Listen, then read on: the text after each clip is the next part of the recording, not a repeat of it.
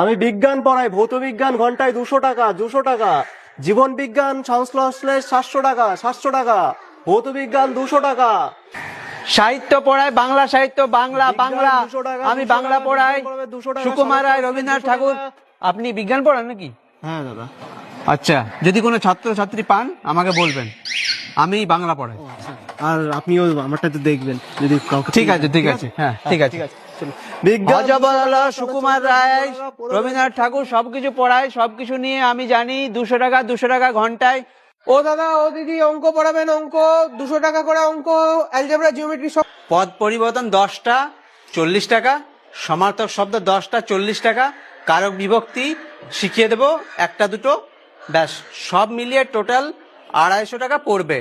আর যদি চা বিস্কুট দেন তাহলে 10 টাকা মাইনাস হয়ে যাবে, তাহলে 240 টাকা পড়ছে। পড়াবেন কি? তাহলে আমি পড়াচ্ছি এখনই।